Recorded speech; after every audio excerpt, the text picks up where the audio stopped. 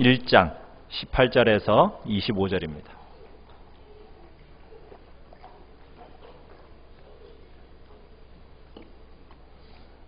아이가 너무 힘드시면은 저 위층으로 올라가셔도 됩니다. 예. 자, 마태복음 1장 18절에서 25절까지의 말씀을 교독하겠습니다. 마태복음 1장 18절입니다. 예수 그리스도의 나심은 이러하니라. 그의 어머니 마리아가 요셉과 약혼하고 동거하기 전에 성령으로 잉태된 것이 나타났더니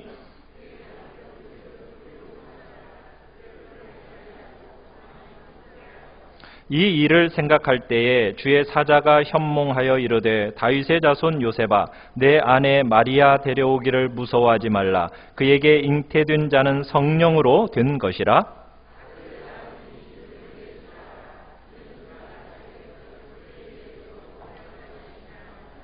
이 모든 일이 된 것은 주께서 선지자로 하신 말씀을 이루려 하심이니 이르시되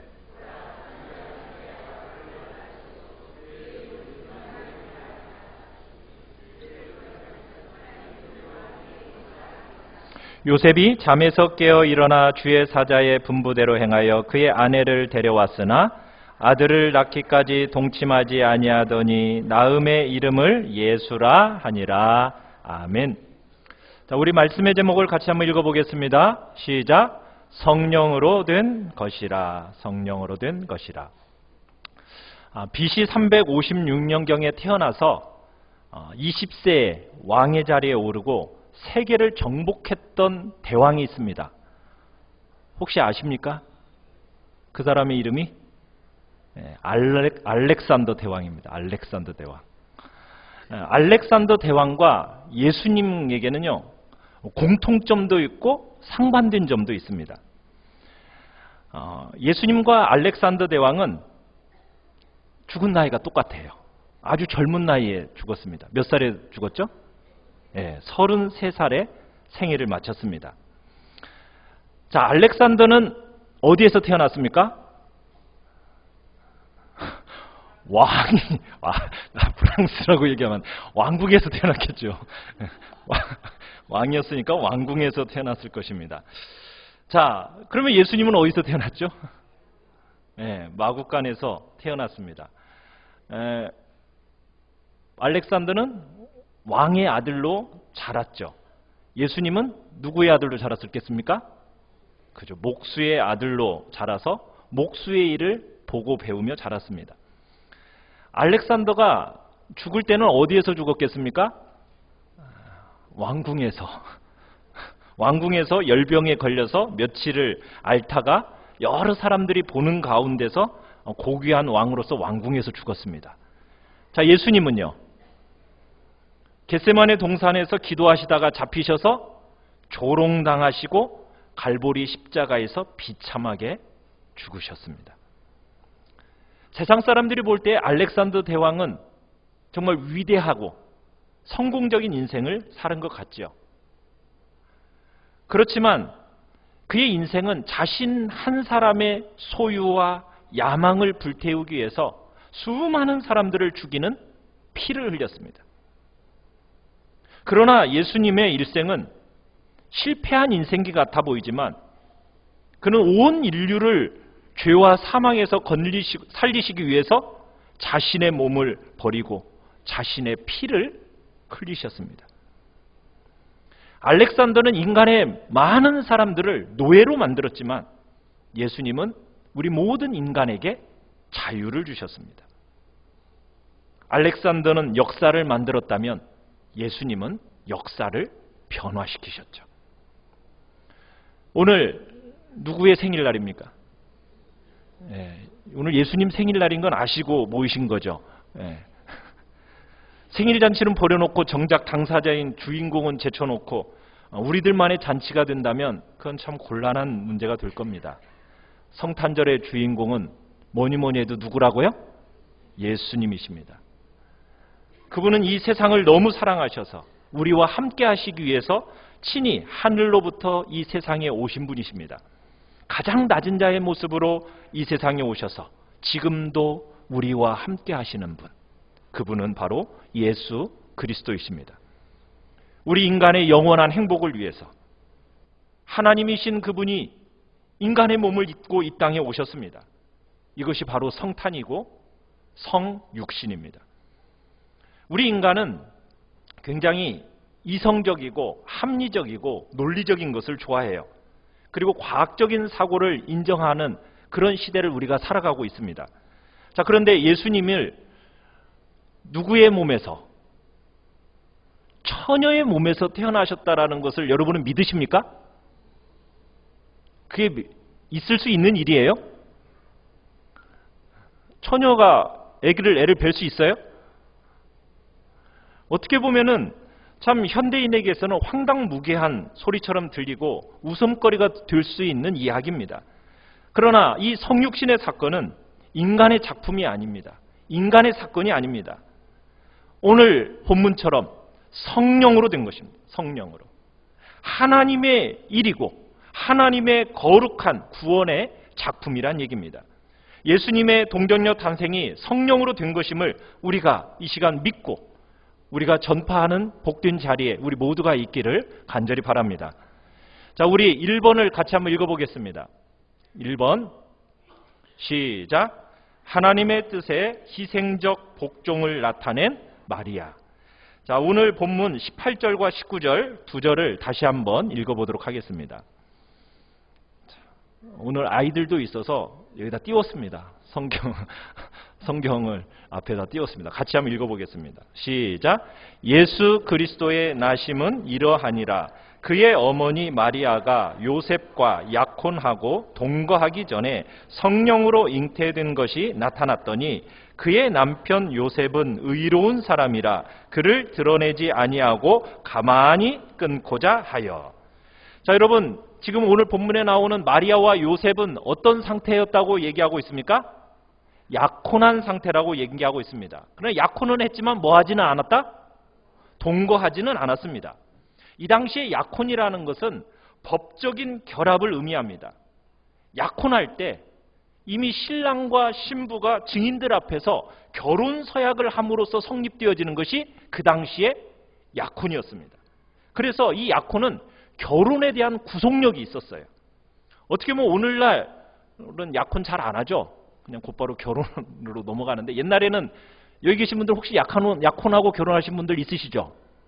옛날에 좀 약혼이 있었는데 그런데 우리나라 시대의 약혼보다도 더 엄숙한 관계, 사실상 기혼의 상태가 바로 이 약혼입니다. 그래서 오늘 본문에서도 보면은 이렇게 표현하고 있어요. 19절에 그의 뭐요? 남편 요셉 이렇게 얘기를 하고 있는 겁니다. 20절에 가보면은 마리아를 가리켜서는 요셉의 아내 이렇게 일컬어지고 있어요. 그러니까 이 관계는 약혼이라고 말은 하고 있지만 이미 뭐와 같은 상태예요? 결혼한 상태와 같은 그런 구속력을 가지고 있는 상태란 얘기입니다. 그래서 이 약혼이라는 것은 이혼이 아니고서는 어떤 방법으로도 폐지될 수 없는 그런 약혼입니다. 법적으로 약혼을 하고 그리고 나서 동거를 하기까지는 신랑이 신부를 집으로 데려오기까지는 약 1년의 기간을 두고 있었다고 합니다. 그런 일정 기간을 두고 약혼이라는 그런 시간을 보내고 있었던 거죠. 자, 그런데 마리아가 이 약혼의 단계, 동거도 하기 전에 뭐 한 것이 드러난 겁니까? 임신한 게 나타난 거예요. 자, 그런데 여기서 보면은 18절에 잉태된 것이 무엇으로 되었다고 얘기하고 있습니까? 그렇죠. 성령으로 잉태된 것이 나타났다. 이렇게 표현을 하고 있어요. 마리아는 아직 남자를 알지 못한다고 그랬습니다. 그러니까 남자와 관계를 한 적이 없어요. 그런데 임신을 해버린 거예요. 이게 어떻게 되어진 거라고요? 성령의 역사로 되어진 거예요. 이 사실을 마리아에게 알려준 이가 있죠. 누가 그 사실을 알려줬습니까? 누가복음에 가보면 천사 가브리엘이 예고를 해줬었어요. 마리아는 자기가 잉태하는 것이 바로 천사가 설명을 해줬는데 하나님의 능력으로 성령의 임재로 되는 일이라는 것을 마리아에게 가브리엘이라는 천사가 알려줬었습니다. 그때 그 사실에 대해서 마리아가 어떻게 반응을 했었습니까?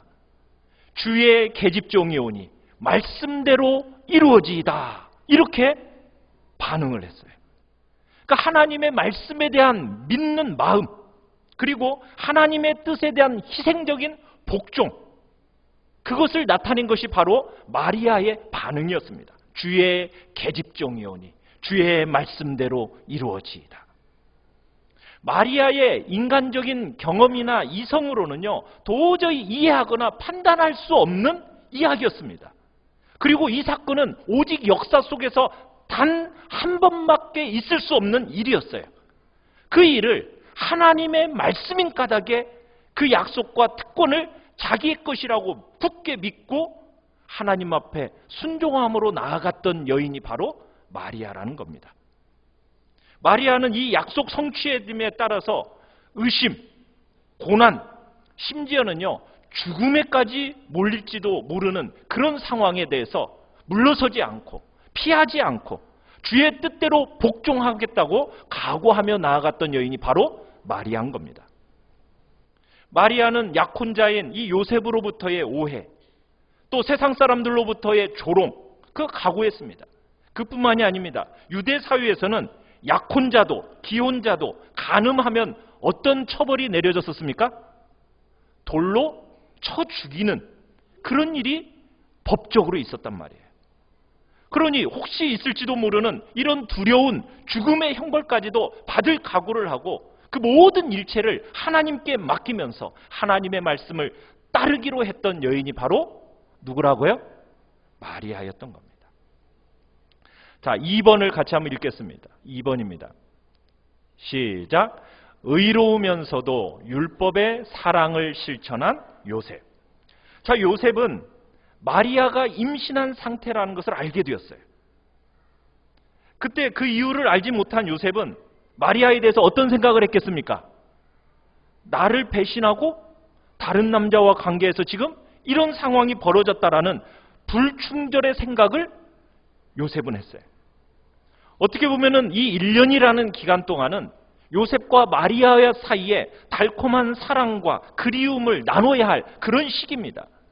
그런데 그런 시기에 임신의 사실이 갑작스레 발견된 거예요. 그 사실을 받았던 요셉의 충격이라는 것은 어떠했겠습니까? 마치 번갯불처럼 눈앞이 캄캄해지는 깜짝 놀랄 만한 상황이었겠죠. 만약 요셉이 마리아를 간음죄로 고발할 경우에는 어떤 일이 벌어진다고요? 돌로 쳐 죽임을 당하는 무서운 형벌을 당하게 되는 겁니다. 자, 그런데 오늘 19절에 보시면은 요셉은 어떤 사람이라고 얘기하고 있습니까? 의로운 사람이라 이렇게 얘기했어요. 의로운 사람. 의로운 사람이다라는 얘기는 공의롭고 어떻게 보면 강직한 성격의 소유자로서 어떻게 보면 율법에 따른 하나님의 명령을 따라 살고자 했던 사람이라는 표현도 됩니다. 그렇다고 해서 율법의 칼날을 막 휘두르는 그런 사람은 아니었습니다. 율법의 핵심이 뭔지를 아는 사람이었어요. 율법의 핵심이 무엇이죠? 사랑이에요. 용서입니다. 이 사랑과 용서의 미덕이 뭔지를 안 요셉이었기 때문에 문제를 사랑과 용서로서 해결해 나가려고 했어요. 그러니까 요셉도 어떻게 보면 마리아처럼 성령의 사람이었던 것입니다. 요셉은 마리아의 연인이자 남편으로서 자신에게 있어서 그처럼 소중한 마리아에게 공개적인 수치를 안길 수는 없었어요. 그래서 요셉이 생각한 바가 뭡니까? 19절에 어떻게 하려고 했다고요? 가만히 끊고자 했다 이렇게 얘기하고 있어요. 그러니까 요셉이 마리아를 배려할 수 있는 유일한 방법은 뭐밖에 없다? 가만히 끊는 방법밖에 없어요. 법적인 한도 내에서 은밀하게 마리아와의 관계를 끊는 방법을 모색했다는 얘기입니다. 그러니까 요셉은 까다롭거나 그렇게 좀 과격한 사람이 아니었던 거죠. 굉장히 부드러운 사람이었고 어떻게 보면 넉넉한 여백이 느껴지는 어떻게 보면 조금 바보 같은 사람이 요셉이었던 겁니다. 너무 이 시대는 불의자하고 이기적인 시대 속에서 시대가 쉽게 분노하고 파괴하고 깨뜨리는 것을 너무 좋아하는 이 시대 속에서 우리는 의로우면서도 정말 율법의 사랑을 실천했던 요셉처럼 이 시대의 성령의 충만함이 우리 안에 있기를 간절히 바랍니다. 자, 20절에 보면은 요셉이 이 일에 대해서 고뇌를 했어요. 생각을 했어요. 곰곰이 생각하는 건 당연한 거 아니겠어요? 그러면서 낮 동안에 이런 번민으로 가득 차니까 잠자는 시간에도 어떻게 했어요? 그 생각이 그를 사로잡았겠죠. 그러다가 꿈속에서 어떤 일이 나타났습니까? 주의 사자가 현몽하여서 요셉에게 이야기를 합니다. 그러니까 깊이 생각하고 선한 근심을 하고 있는 그 요셉을 하나님께서 지도해 주신 거죠. 자, 꿈에 천사가 나타나서 고지한 주요한 목적은 뭐였느냐면 요셉의 망설임을 제거하는 거였습니다. 그리고 그의 진로를 가르쳐 주는 거였어요. 그러면서 그에게 뭐라고 말하느냐? 마리아를 아내로 맞아들이라는 거예요. 그러면서 21절 보시면은 잉태된 자는 성령으로 된 것이다 얘기해놓고 21절에 그에게 얘기를 합니다. 뭐라고 얘기하고 있습니까? 아들을 낳을 것인데 이름을 뭐라고 지어라? 자, 예수라 지어라. 자, 예수라는 의미는 뭐라고 설명을 하고 있습니까? 그가 자기 백성을 그들의 죄에서 구원할 자이십니다. 여러분, 예수라는 이 의미는 문자적으로 여호와는 구원이시다라는 의미예요. 이 예수와 동일한 이름, 구약 성경에서 누가 떠오릅니까? 여호수아입니다. 여호수아. 그러니까 여호수아가 그 시대에 가나안을 정복했던 것처럼 지금 외국의 통치를 받고 있던 이 시대에 이스라엘의 자유를 주기 위해서 싸우기를 바라는 아버지들은 그 당시에 이 여호수아, 예수아 이런 이름들을 지어주었어요. 자, 그런데 지금 이 이름이 표현하고 있는 바는 뭐냐? 하나님의 구원이라는 것은 여호수아가 이루었던 것과는 다른 종류의 구원이라는 겁니다. 어떤 종류의 구원이라고요? 죄로부터의 구원입니다. 죄로부터의 구원. 자, 세 번째 같이 한번 읽어보겠습니다. 3번입니다. 시작. 하나님의 오랜 계획의 성취인 메시아 탄생. 자, 우리 22절을 같이 한번 읽어보겠습니다. 22절입니다. 시작. 이 모든 일이 된 것은 주께서 선지자로 하신 말씀을 이루려 하심이니 이르시되. 자, 지금 마태복음은 이 모든 일을 설명하기 위해서 지금 한 예언을 인용합니다. 누구의 예언을 인용하고 있습니까? 자, 주께서 선지자로 하신 말씀 하면서 23절에 보라, 처녀가 잉태하여 아들을 낳을 것이요 그 이름을 임마누엘이라 하리라. 여러분, 이 예언을 한 사람이 누구죠? 누구죠? 예, 이사야입니다. 이사야. 이사야는 예수님이 태어나기 전에 몇 년 전 사람입니까? 약 700여 년 전의 사람입니다. 그런 일이 장차 일어날 것이라는 것을 예언했어요. 그러니까 이 탄생은 우연이 아니라는 거예요.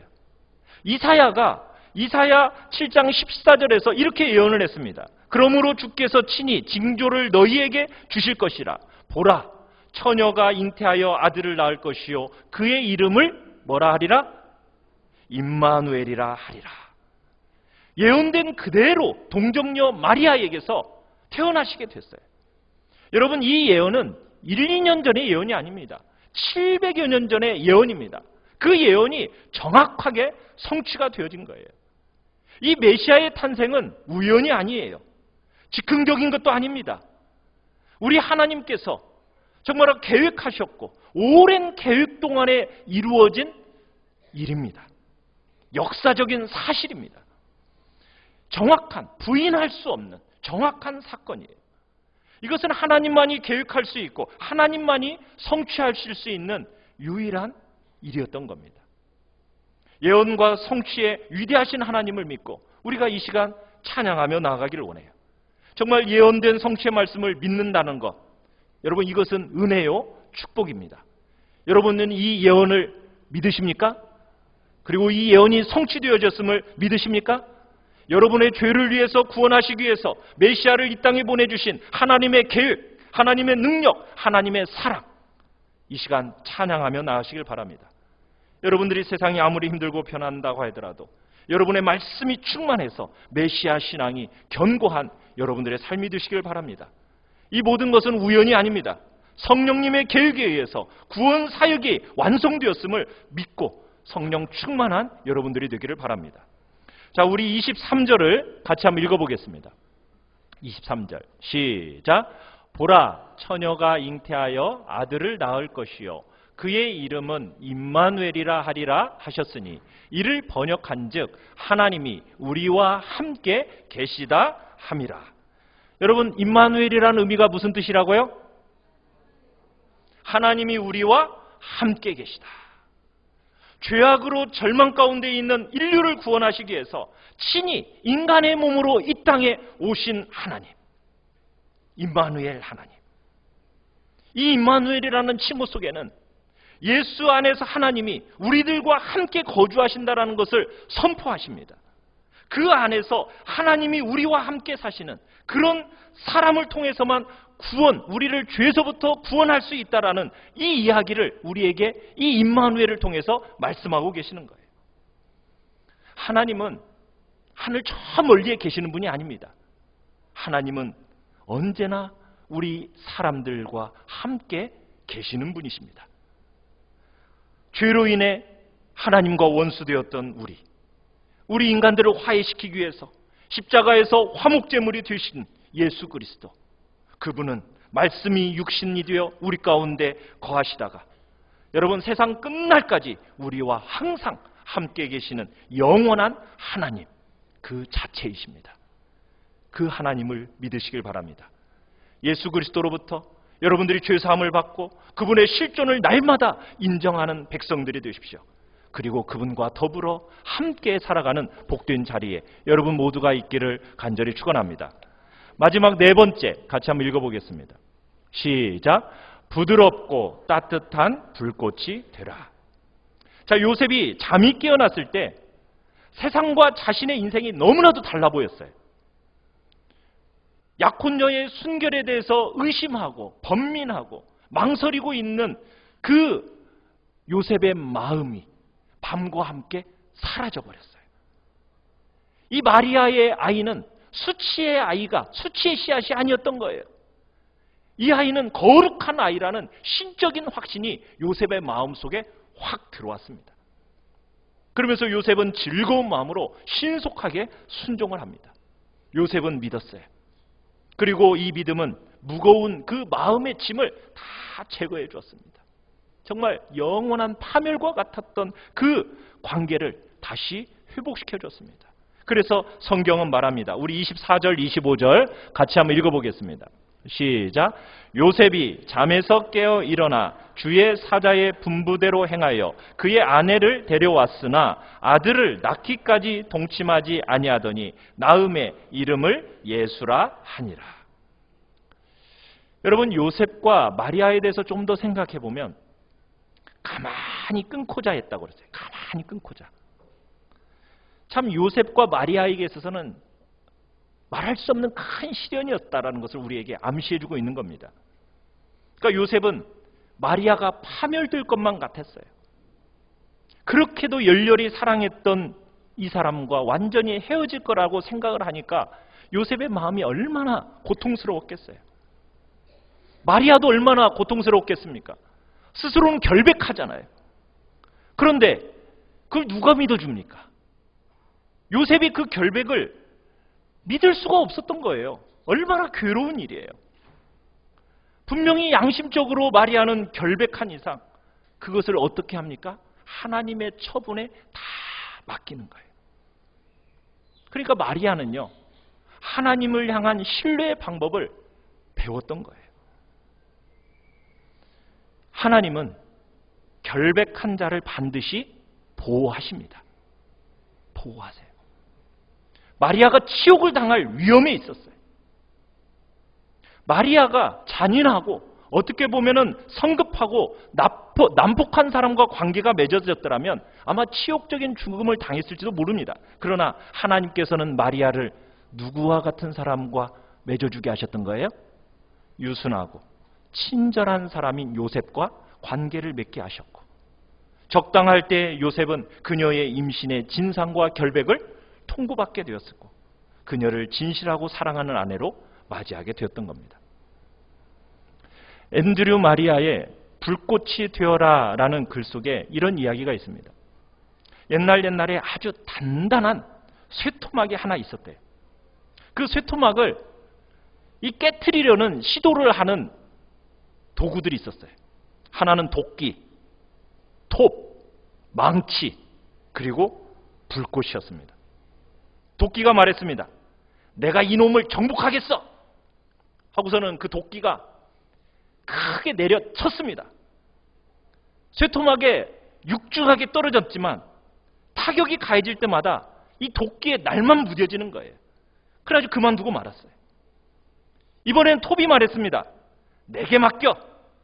톱이 이제 쇠토막 위에서 어떻게 했습니까? 앞뒤로 막 긁어대기 시작했겠죠. 긁어댔는데 들쭉날쭉 하더니 그만 그 이가 다 어떻게 됐겠어요? 죄에다 닳고 망가져버린 거예요. 그러더니 옆으로 쓰러져 버렸어요. 그러더니 망치가 말했습니다. 그것 봐, 내가 실패할 줄 알았어. 내가 한 수 가르쳐 줄게 하면서 망치가 한 대로 쾅 때렸더니 그냥 머리가 날아가 버렸어요. 그때 작은 부드러운 불꽃이 물었습니다. 내가 한번 해볼까? 다 말림. 그만둬. 네가 뭐 하겠다고. 불꽃은 쇠토막을 뒤틀리게 하며 그것을 끌어안더니 자신의 저항할 수 없는 힘에 의해 노갈뜰 때까지 결코 놓아주지 않았다는 거예요. 사랑하는 성도 여러분, 문제의 해결은 어디에 있는 것일까요? 내 살을 마구 쳐서 억지로 돌파하는 것입니까? 아니면은 녹여서 타고 부드럽게 녹여내는 불꽃이 되는 것입니까? 성탄절입니다. 인류 최고의 축제이며 축복입니다. 우리를 구원하시기 위하여 이 땅에 오신 우리 주 예수 그리스도는 작은 불꽃처럼 오셔서 우리를 끝까지 품어내셨고 그리고 우리를 구원해내셨습니다. 요셉도 마리아를 끝까지 품어냈고 그리고 마침내 모든 문제의 해결을 이루어냈습니다. 오늘 우리도 이 땅에 오셔서 우리와 함께 하심으로 구원을 이루신 예수 그리스도, 그분이 이 땅에서 사셨던 삶을 우리들도 본받으며 우리들도 함께 믿고 찬양하며 그분께 엎드려 경배하며 영광 돌리며 나아가는 귀한 하루가 되시기를 간절히 축원합니다. 우리 시간 같이 찬양합시다. 참 반가운 성도여